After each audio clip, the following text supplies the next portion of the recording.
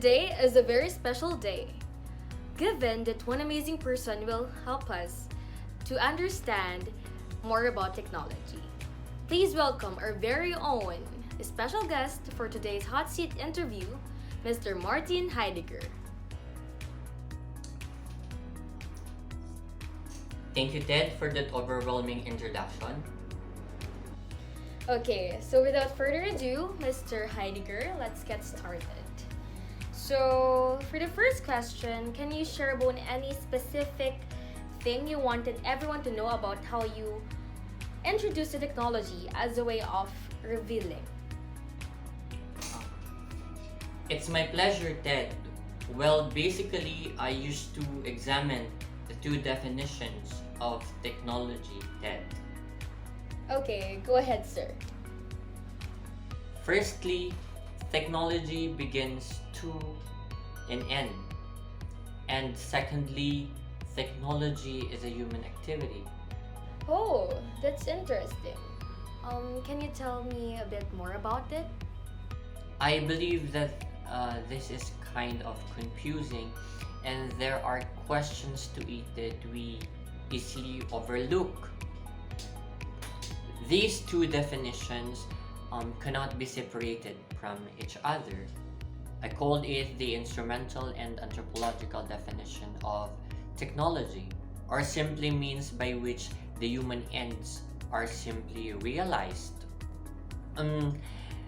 This may not be a false information, but this is a misleading one because it limits our thinking. Oh, that was really great.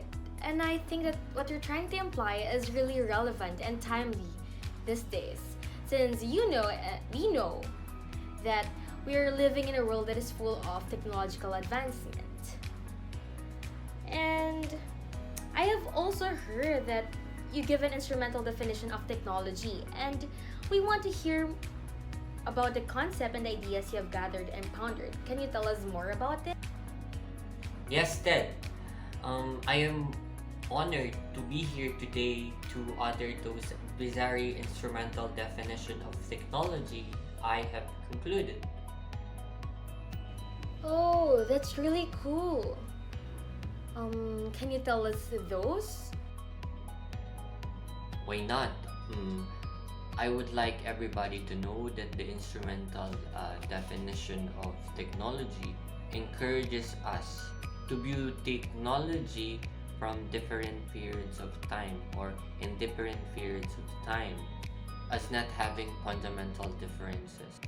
But then, I claim that this does not show the true essence of technology. Hence, technology is geared towards meeting human needs. Still, there's a difference between older handicrafts technology and modern technologies. Just wow, that is the best definition of technology I have ever heard. And it is so captivating. I am so sure that everyone that is watching with me right now gained so much knowledge about it. Personally, the true essence of technology is not based on its use or benefits alone, but on what it can possibly create. Technology is somehow a gateway to a new kind of technology that can be entertained by man, and this is one of the beautiful nature of technology. Oh, that sounds interesting and somehow new. So why don't you walk us through it to enlighten everyone? Well, to easily understand, it is the evolution of technology from the past itself. For example, a windmill. A windmill which it was used to gauge or to determine the status of wind. Then later on has been revolutionized into a mechanism that generates and distributes energy to a certain community or to a certain group of consumers. Another is the bridges in the river, wherein through the aspects of flowing water, hydroelectric um, hydroelectric plants, where at the same time, like windmill, we generate energy for our consumption. So technology itself is one of the feeding factor to a new discover or to a discovery of new technology. Oh, it makes sense. And I can totally agree with you since it is very evident in our society today. But can you think of any cons about this evolutionary and innovative perspective? Well, possibly man can exaggerate this idea in a sense that there will be concentration on particular things despite of varieties of possibility that can somehow surpass the particular thing that a man wants to continuously improve or develop, which can surely narrow the path to progress. And to add up, the key for a man is to remain vigilant and open to possibilities in order to increase the chance of progress. Well, cons are really inevitable. But despite of it, there is still a way to mitigate such, right? Yes, indeed, because even if man becomes centralized on the concealment of technology, it does not mean that it will hinder the technology that is present, that is present in different fields, because it will reveal and work out in its nature, which is to reveal new things, especially the things in nature that needs to be touched in order to be concealed. Just like the hydroelectric power plants that showed us that there is an energy in water, and this does not concern the present alone, but also the future generation because of the contributions of the very nature of technology, which can benefit the future generation as well. And what about the dangers of the non-stop revealing? When something opens up, something closes down, implying that as one is revealed, one is concealed. Heidegger gives an example of this. The rise of a cause-effect understanding of reality closes off understanding of God as something mysterious and holy. God is reduced to God of philosophers. Additionally, change arises when individuals assume that technology can solve any problem that human face, and that even man's happiness is dependent on the continued technological advancement. So therefore, people must not allow themselves to be consumed by technology to avoid the losing of essence of them as human beings, right? Of course, as this has connection to the one that has been said in the previous part, we can notice in today's society that man tends to find his happiness in the works of modern technology. Okay, so can we now look at our society in the face of science and technology? That's the point.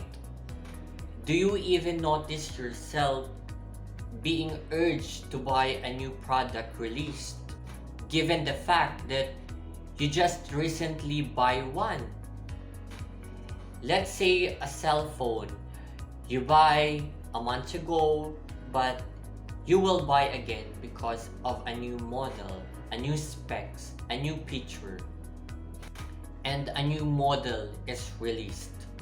Various gadgets and social media platforms have been a really huge part of our daily lives. I can so agree with that.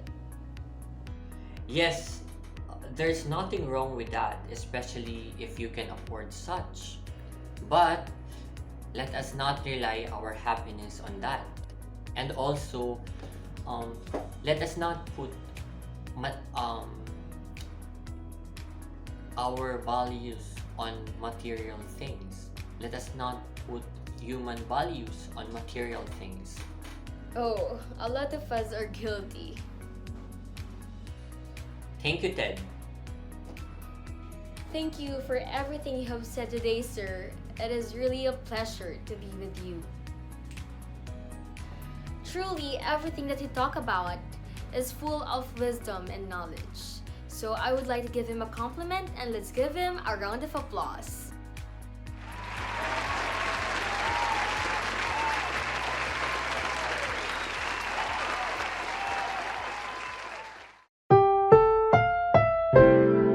This program is rated SPG. It contains scenes with themes, language, violence, sex, horror, or drugs which may not be suitable for children. Strong parental guidance is advised. Ano man ang sumbong na dala, basta alam niyang tama kay makakasama mo siya. Idol Papi, ito na po ang ating nagrereklamo. Ang isa sa mga pundasyon ng Philippine Showbiz at isang maimpluwensyang tao ngayon sa social media, si Chris Aquino, Idol Papi. Inirereklamo niya si Jam Maligno, isang sikat na TikToker sa TikTok, dahil sa umunong pagtawag nito sa anak ni Chris na si Bimbi na bakla.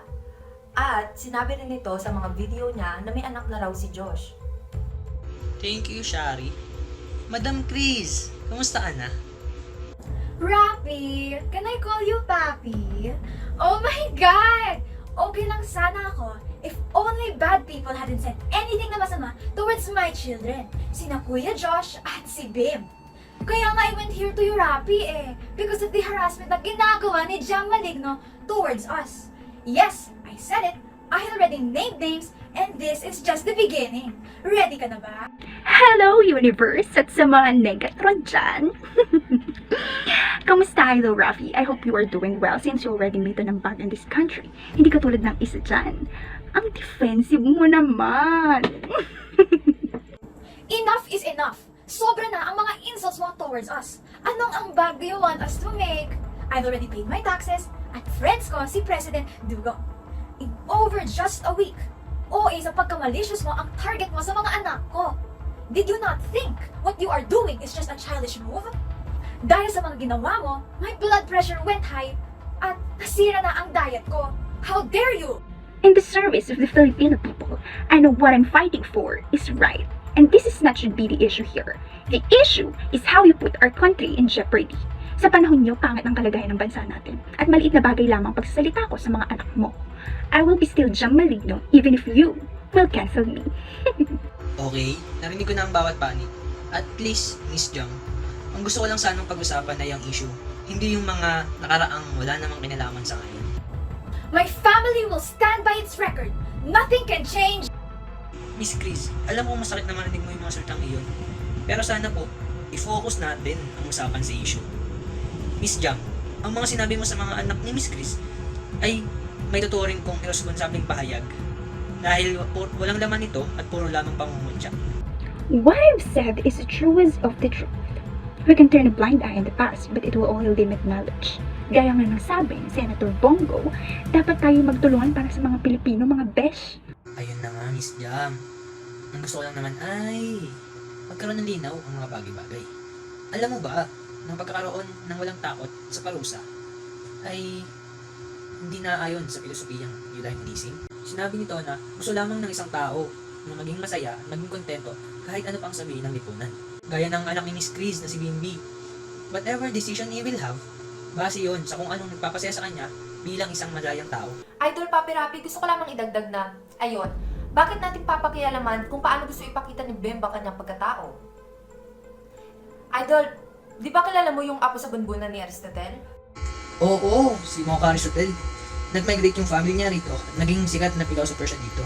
Tawagan ko nga ngayon para mahingi ang opinion niya. Mag-break na muna tayo, Shari. Para mapaalma rin natin ang dalawang panig.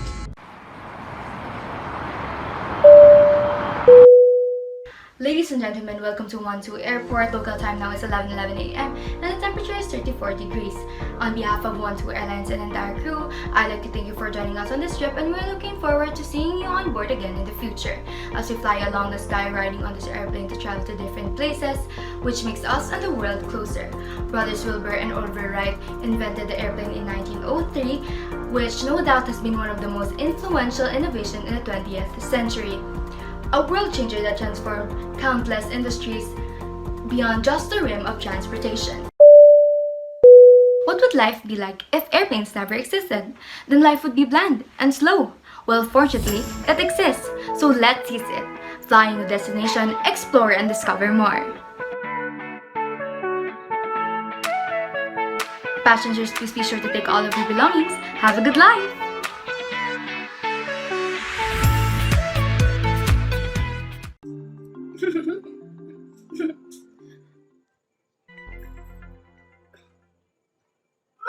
Ang sakit ng tiyan ko!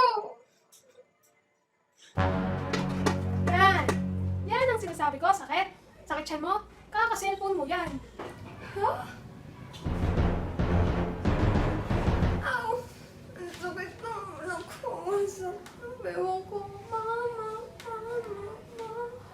Yan! Cellphone pa more! Ba't ba kasi na-invento pa yung cellphone na yan? Wala namang naidudulot na maganda sa mga Ba ng smartphone ay kombinasyon na mahalagang imbensyon sa kasaysayan ng mundo. Ito ay naglalaman ng telebisyon, radyo, computer, orasan, kalendaryo, kamera, pati na rin ang iba't ibang laro na tunay nga naman nagpapasaya sa mga tao. Ngunit lagi natin tatandaan na ang buhay ay wala sa loob ng ating mga smartphones. Huwag kakalimutan kumonekta sa tunay ng mga tao sa ating paligid. Muli, ito ang inyong Kuya King, Matang Lawin! Nak! Buti ba bitawan mo muna yung cellphone at makinig ka na lamang sa radyo?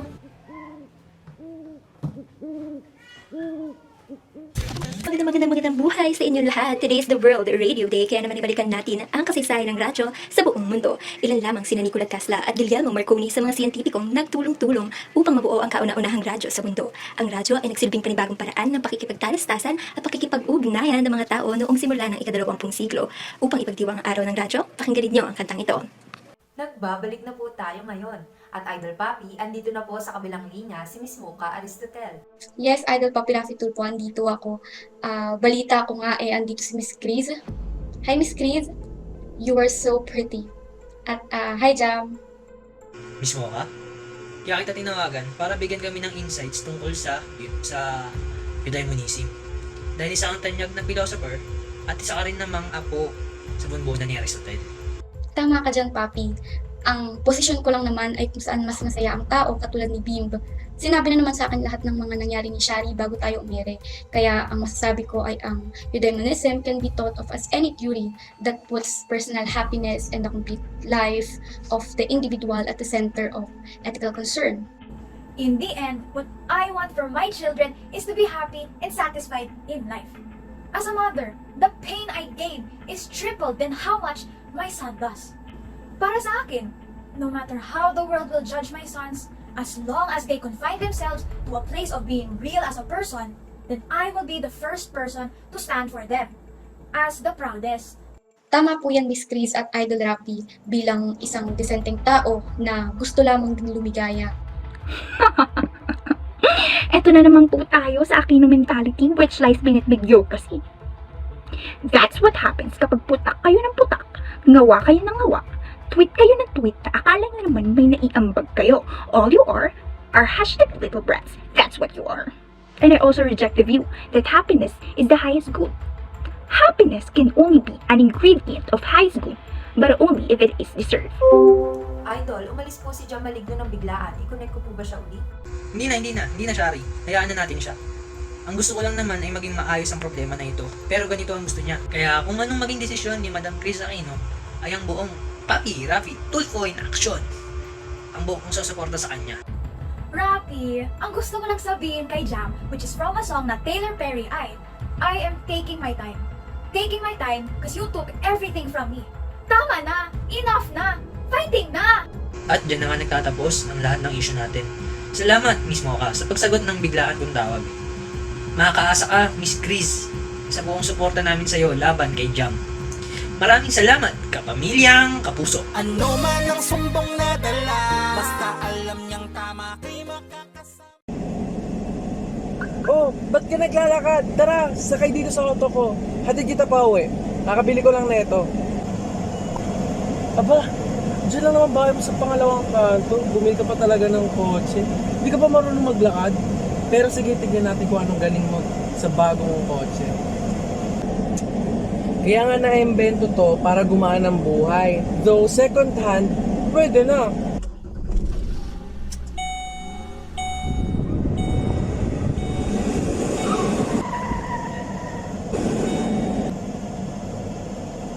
Teka nga, magsi-seatbelt ako.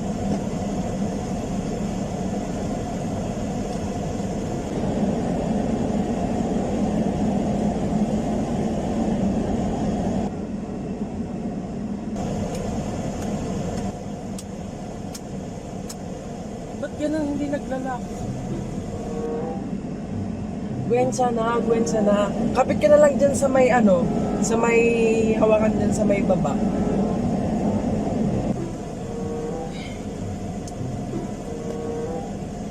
Saan ako kakapit dito? Sa upuan? Wala namang makakapitan dito sa gilid. Lalabas na lang ako. Ayoko makaksidente kasama mo. Gwensya na. Huwag ka na kumapit. Babagalan ko na lang yung takbo ko. Promise.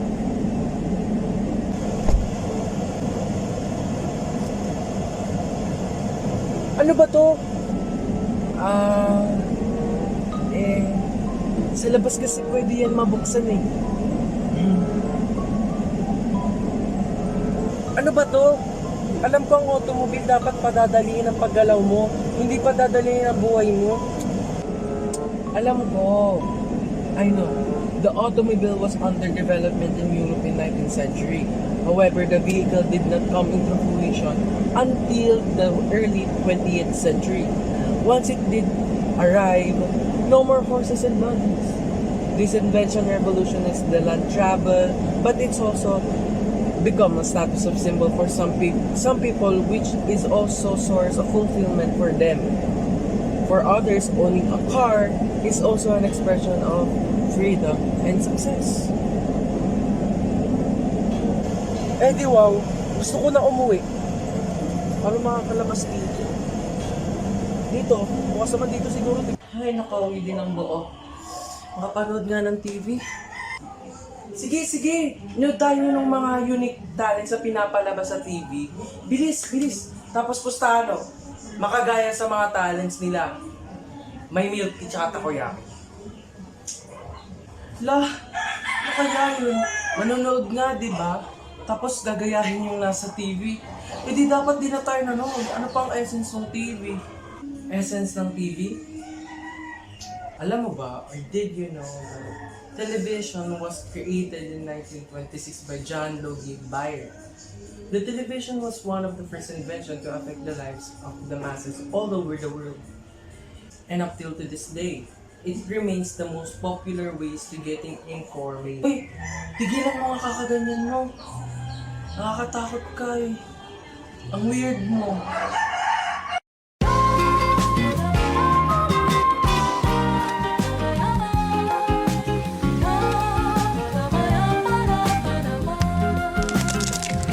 Delicious!